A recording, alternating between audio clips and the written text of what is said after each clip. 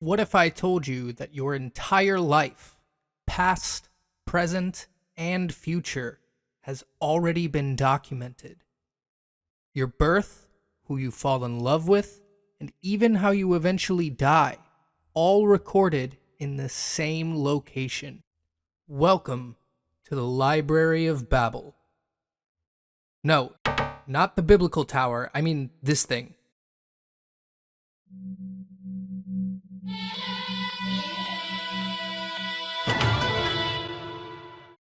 The Library of Babel, a collection of data that contains every possible combination of letters and symbols, holding every story imaginable. Like most interesting things, it began from an idea. George Luis Borges, an Argentinian writer known for his mind-bending ideas and intricate storytelling, introduced us to this concept in his short story, The Library of Babel.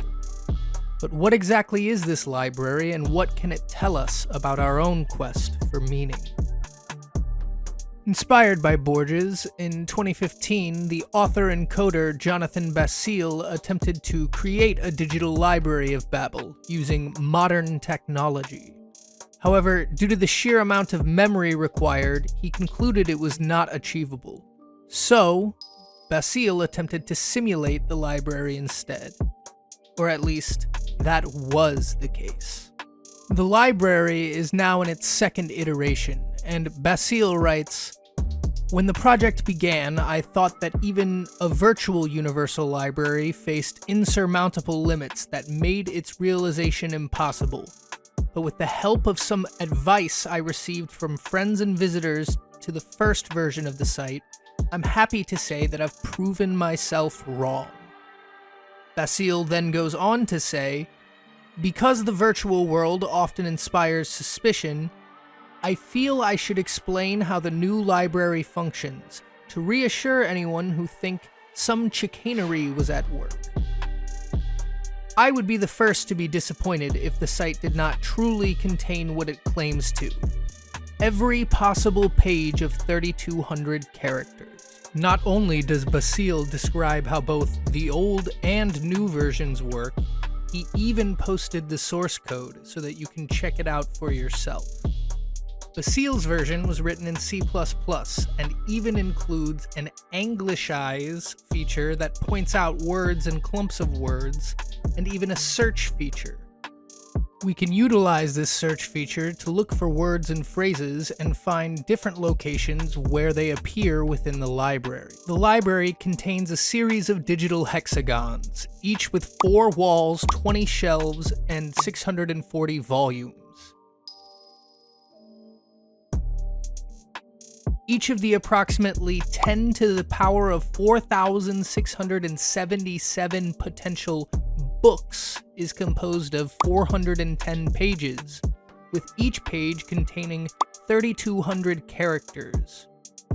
The characters are pseudo-random combinations of the 26 English letters, the space, the comma, and the period.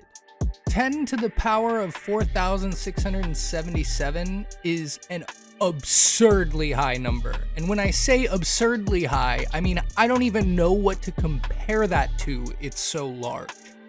To put it into perspective, there are approximately 10 to the power of 80 atoms in the observable universe. Not stars, atoms. Even if every atom in the observable universe was an observable universe worth of atoms, we wouldn't even come remotely close to 1% of the number of books in the library, let alone the number of characters.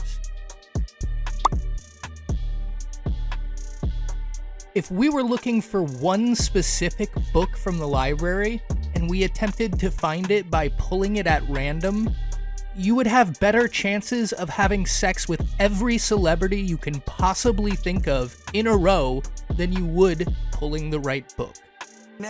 Save some for me! Shut up! It is important to note that many people incorrectly refer to this as an infinite library. It is absurdly large, but it is not infinite. Still, this mysterious library prompts the intriguing question: can the library serve as a so-called true crystal ball? That is to say, can sifting through such data be used to predict the future?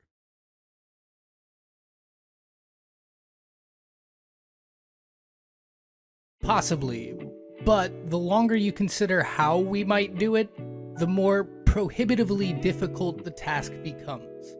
Let's try and work through it. Let's start by considering how we might go about manipulating this data. Let's say we make a second copy of this library, and we wanted to manipulate this new copy so that it could provide us with useful information easily. For the sake of convenience, we will call this new altered copy the prime library.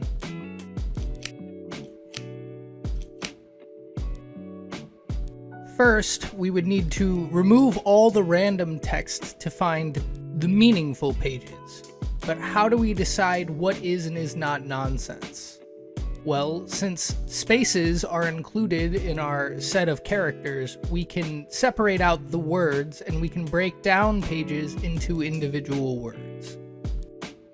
If we take out every page that contains quote-unquote words that are not in the English dictionary, we could substantially cut down on the noise within our dataset. However, this would introduce some errors. For example, if I am looking for my last words before I die within the prime library, and in actuality my last words would be something like "Gah!" Well, "Gah!" isn't a word, and performing this step would therefore preclude us from finding the actual right answer. Similarly, the word "riz" is not in the English dictionary. So, if the last words you say before you meet your future love of your life is, "Hold my beer, bro, I'm about to riz this girl up," then that too would be cut from the prime library. However, this step narrows down our searches so substantially, we would almost certainly need to perform it in some form or another for any realistic attempt to find utility in this data. Otherwise, our prime library would be filled with a practically endless sea of quote-unquote random text. But this is the simplest way we could accomplish this step. We might need a more advanced approach, like some sort of natural language processing to refine our search. Another step we might consider taking is that if we were to cut every page from the prime library that doesn't contain valid sentence structures, we would be able to cut a huge chunk of the word salad from our prime library. This would come with its own pitfalls. For example, in colloquial conversation, we often don't speak invalid full sentences. If we perform this step, then any question we ask in which the true answer would contain such utterances would be cut from the library. Additionally, let's say that we wanted to determine what our last words are before we eventually die. Many people will die at an old age and will eventually develop cognitive impairments like dementia, which may cause them to speak in word salad. But all of that would be cut from the prime library if we made this cut. It is entirely necessary to perform a step like this in order to continue slimming down our prime library and remove pages that contain no semantic meaning. However, this does not, in fact, ensure that our prime library does not contain sentences that have no semantic meaning. And in practice, we would need some sort of more sophisticated context-aware filtration. And this is where it starts to get really tricky. Even if we performed both of these steps, a sentence like, "It is snowing outside, therefore it is hot outside," follows a valid sentence structure, but it is completely illogical. How do we go about eliminating what is illogical from our dataset?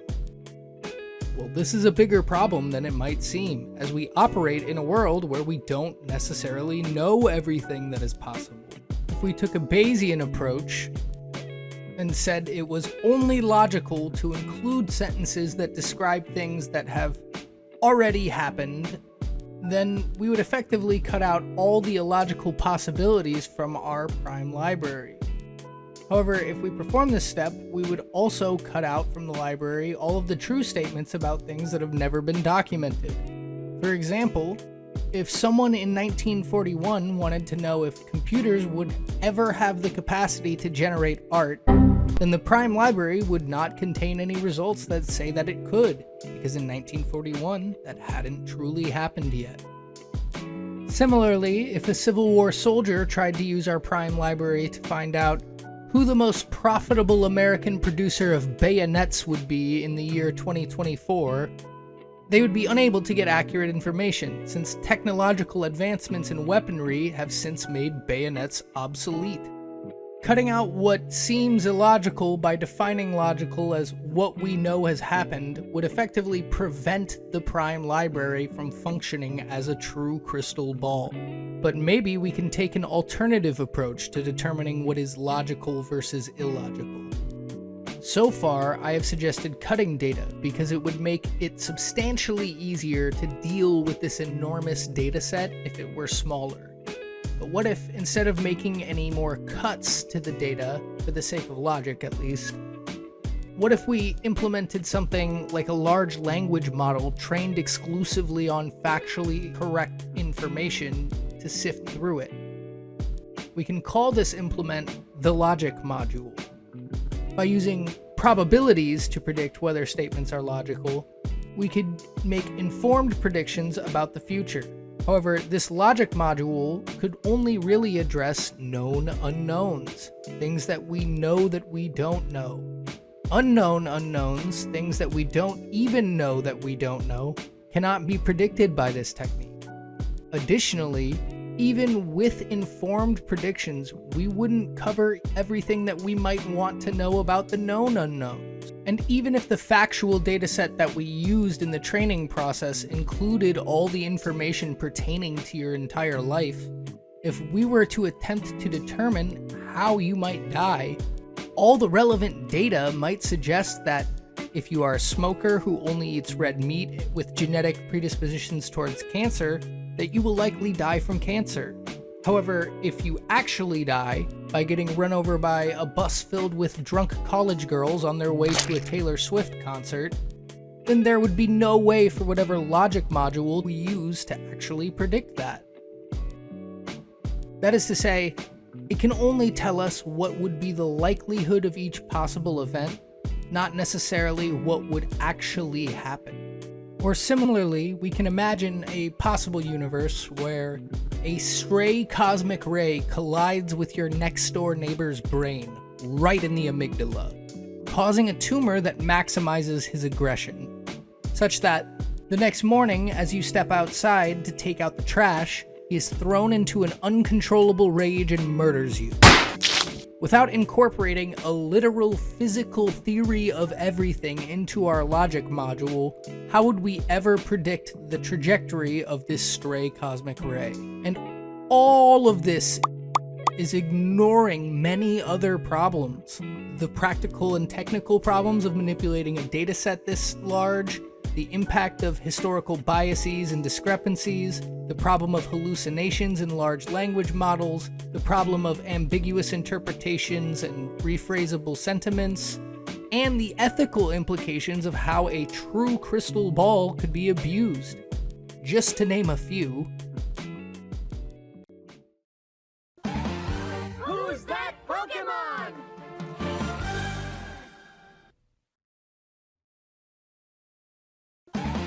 It's Philosophy. The Library of Babel has some implications on the destiny versus free will debate, but we have to go through some basic laying out of some descriptions before we can proceed with that.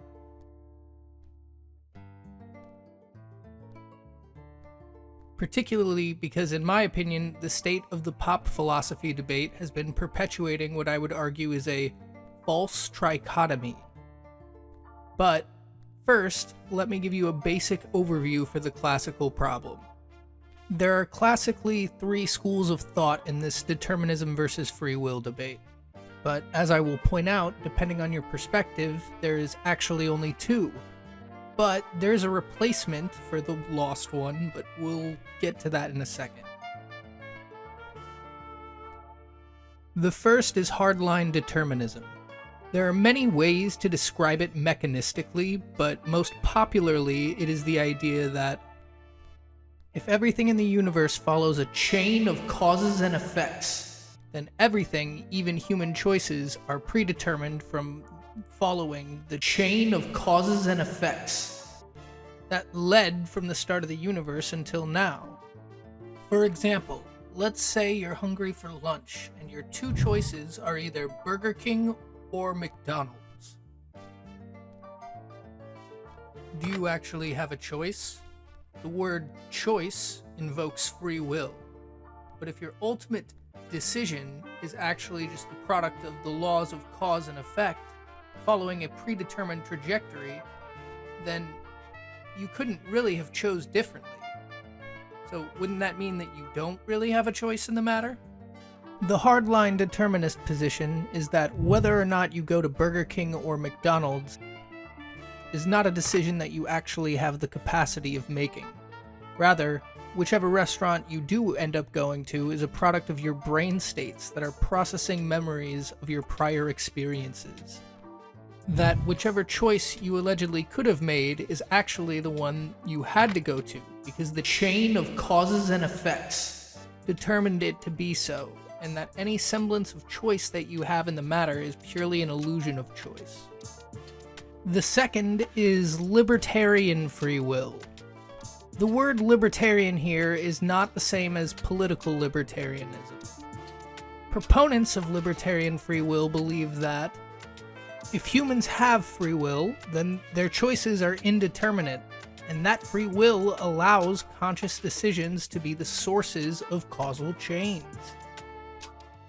For example, you could have gone to either Burger King or McDonald's, but you made the choice to go to the one you ended up going to, irrespective of the chain of causes and effects. Or in other words, that conscious decisions that humans make entail something that allows them to become independent sources of chains of causes. Both of these two positions form the original dichotomy: hardline determinism versus libertarian free will. This is called incompatibilism, because they both believe that free will and determinism are incompatible with one another. Looking at the Burger King versus McDonald's situation, that does seem to be the case, intuitively. If the outcome of going to Burger King and not McDonald's, or McDonald's and not Burger King, is a product of a chain of causes and effects, then surely you did not truly choose to go anywhere. And if you truly chose to go somewhere, then surely that was not determined by a chain of causes and effects that led to the deciding brain state. But there is a third group who call themselves compatibilists, who believe that free will and determinism can occur simultaneously.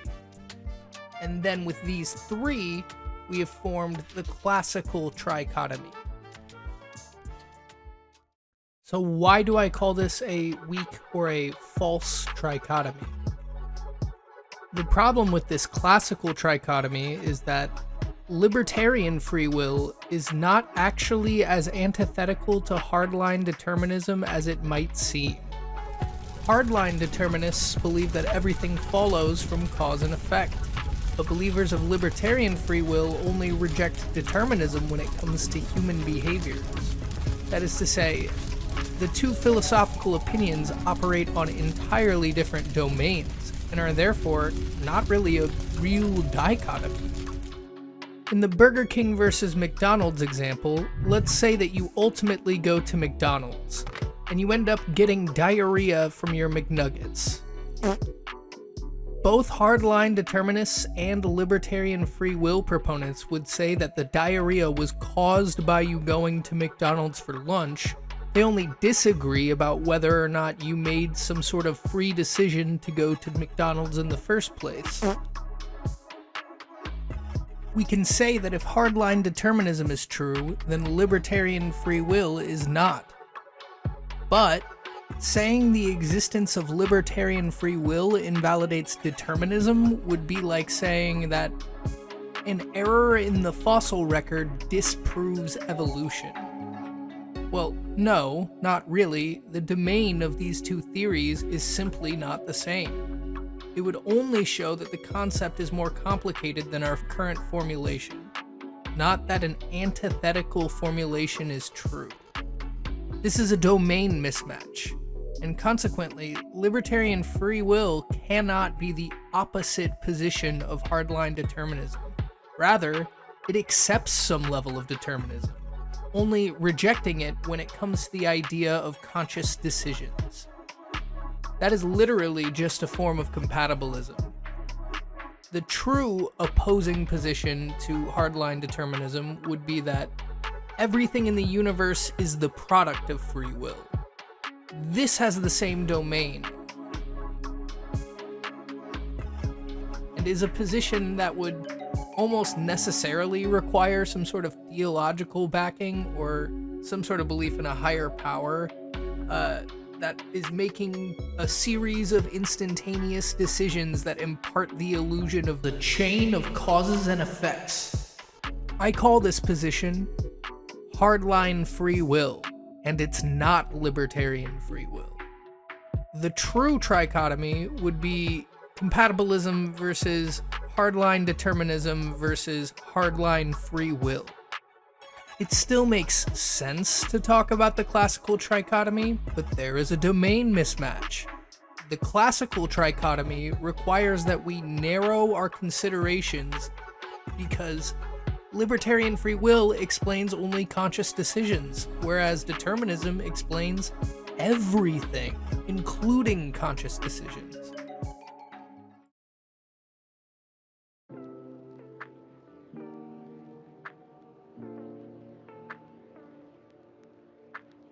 All of these positions have baggage. Now that we've laid out the true trichotomy, let's talk about the problems associated with all three of these positions. The problem with compatibilism is that we've laid out this Burger King versus McDonald's thought experiment, but compatibilism does nothing to actually resolve the issue.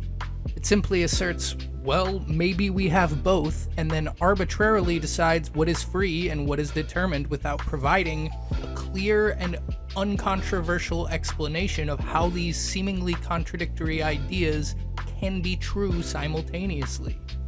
The problem with hardline free will is that denying cause and effect is entirely foolish, since nearly all of science depends on it, and we see it demonstrated everywhere, constantly. Stop it. I can already hear you thinking to yourself, what about quantum mechanics? There are several reasons why quantum mechanics won't just bail out free will in this debate. Number one, human beings do not exist in the quantum world. There is no such thing as quantum humans. Humans only exist where there are particular arrangements of particular groups of atoms and molecules. The fact that determinism might not always hold in the quantum realm doesn't disprove determinism any more than the fact that there are no quantum humans disproves that humans exist. This is the Coulomb law. This is a deterministic relationship describing the motion of charges that we've known about for hundreds of years, much longer than we've known about quantum mechanics. While quantum mechanics is probabilistic, the Coulomb law and many other fundamental deterministic laws of classical mechanics still apply in the quantum realm. Despite the probabilistic nature of quantum mechanics, our most fundamental deterministic laws do not just suddenly stop working completely. Showing some fringe instances like superposition where cause and effect looks like it fails does not mean that the concept of cause and effect should be thrown entirely out of the window, especially not when it holds true in nearly every other instance, especially in the macroscopic realm where decisions are seemingly made. Thirdly, there is no proven relationship between quantum mechanics and decision-making, and even if we could prove cause and effect was false by somehow connecting these two otherwise unrelated phenomena, we would have to do it without relying on cause and effect, which is a monumentally difficult task. And fourthly, in a practical sense, most of the people who do try to string together these two phenomena are doing it because they're either misguided, insane, or attempting to start a cult. This is the type of claim you should be the most skeptical of. And that leaves hardline determinism. When I was younger, I used to consider myself to be a hardline determinist. But as I've gotten older, I've come to the conclusion that we cannot be certain which is true, at least not at this point in time. It is certainly possible, as hardline determinists often argue, that our intuition that we have free will is merely an illusion created in our minds.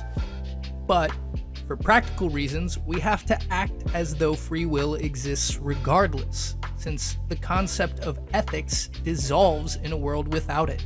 When I say ethics here, I mean applied moral values. The reason why ethics is incompatible with hardline determinism is because if nobody is choosing their own actions, then there are no choices to evaluate the morality of, or hold people responsible for. In other words, if hardline determinism is true, there is no such thing as right or wrong. There is only what happens. Why do genocides occur? Why do heroin addicts steal from their family and friends? Why do people harm children? The answer to all of these would be because the universe follows a chain of causes and effects. But this entire criticism of hardline determinism is an argument from practicality. It says nothing about whether or not it is actually true.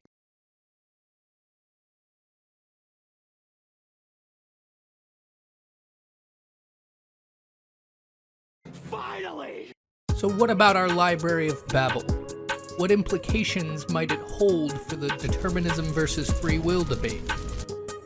Well, if it were true that we could circumvent all the problems with developing the prime library and incorporate the logic module to get perfectly correct results, then that would serve to prove that hardline determinism must be true. However, this is an impossibly difficult task, as we would require literally an unironic theory of everything to do it. As it stands, simply the fact that an accurate description of every event exists in a book somewhere within the Prime Library doesn't establish the process of determining which books contain the answers to our questions. And as such, hardline determinism will remain unproven. For now.